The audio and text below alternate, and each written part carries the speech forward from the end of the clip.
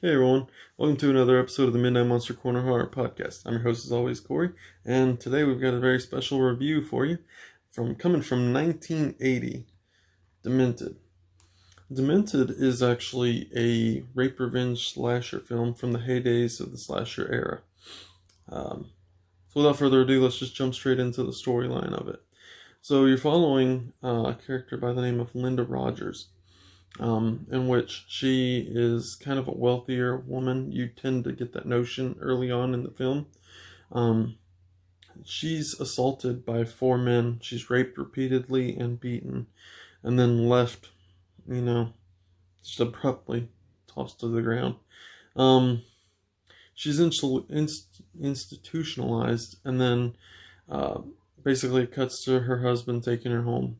Right away you start to see her husband's kind of this really nice guy. He's a wealthy surgeon, well-known surgeon, so you get more of a sense of notion that they are a very wealthy family. And then next thing you know, you start to see a change in the husband. Right away you realize he's cheating on her. He's been cheating on her this entire time. And then you also start to notice he's disappearing on her. He's not around. He's getting impatient. Why isn't she getting better? And stuff like that. So he's leaning more towards sticking around his mistress and stuff like that, which ultimately drives into the madness of Linda later on in the film. She's also ends up getting tormented by a couple young guys. And again, pretty much her assailants have been caught. It is known in the film. They do specify that her assailants were caught and they're doing time, so she's not in any harm. However, these kids come in and start messing with her, and I think that's pretty much the final straw. And if you haven't seen it, I'm going to leave it right there. I'm not going to get into it because I don't want to ruin it for you, because it's not a bad slasher film or rape revenge film. It's not a bad one. So, dislikes and likes. So, things that I disliked. The killing kind of happened later on in the film. So, right away, I kind of disliked that. I was kind of hoping that things would progress a little bit quicker than they did in the film. By no means is this a slow burn. This is not a slow burn at all. It's building everything up until she snaps, essentially. Um, so with that being said, I kind of wish that things progressed a little bit faster midway through the film. It didn't. Okay, I'm over that. Um, the other thing that I noticed, there was a couple kill scenes where it was like that could have almost been taken from I Spit on Your Grave, in my opinion, like the original with Camille Keaton. It almost seemed that way. Might have not been that way, but to me it almost seemed that way. Um, and that's pretty much the things that I really dislike about it. Of course, I dislike the husband's character. I think the guy's a douchebag, but that's just me.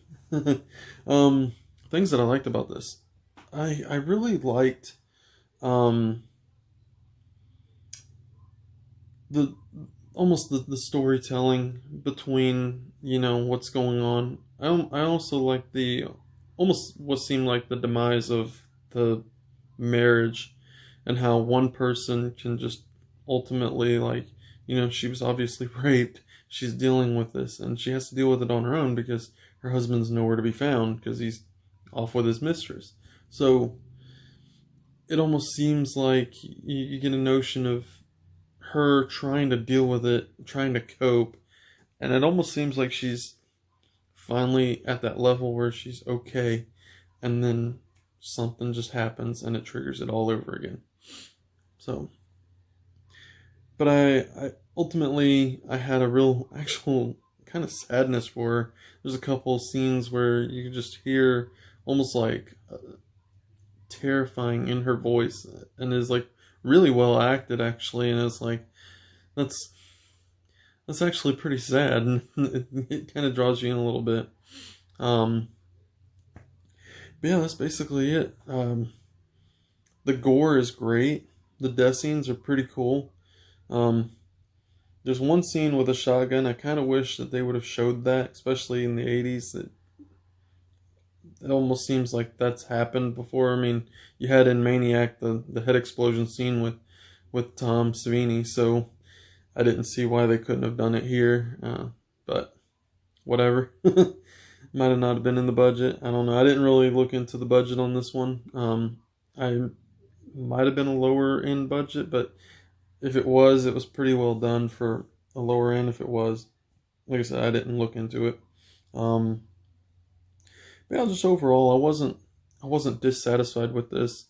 Um, and as far as the rating, you know me, I'm gonna give you recommendations on whether or not I recommend it or I don't.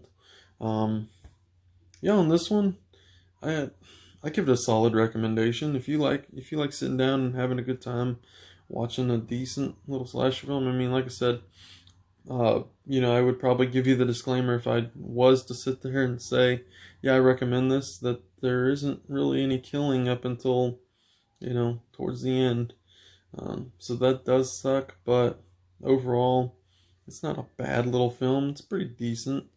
Is the rewatch value there for me? Maybe not. Might be especially if I'm introducing it to somebody, because it's not. It is a rape revenge film, but it's not as gruesome as I Spit on Your Grave or Gutter Balls or anything like that. So it's not in your face. So it's not too bad. It's almost like a PG version of it, but yeah, pretty decent little film. I enjoyed it. Check it out if you haven't seen it. It's all right. And also, it's Scream Factory, which, you know what, I need to pop it back in and see if it's got special features. I don't really know if it does or not. I didn't look into it. Yeah, I just got this like a couple weeks ago, so I just popped it in and watched it the other day. Loved it. It's pretty good. I like it. With that being said, later on this week, I'm planning on doing another top 10 list. I kind of want to keep those rolling, or just periodically tossing those in. So if you guys got a theme for me, drop a comment down below, or check me out on Facebook, at the Facebook group, the Midnight Monster Corner podcast group. And also, like always, just like, share, subscribe here. Yeah, that's going to be it, guys. I'll see you guys later on this week. Bye.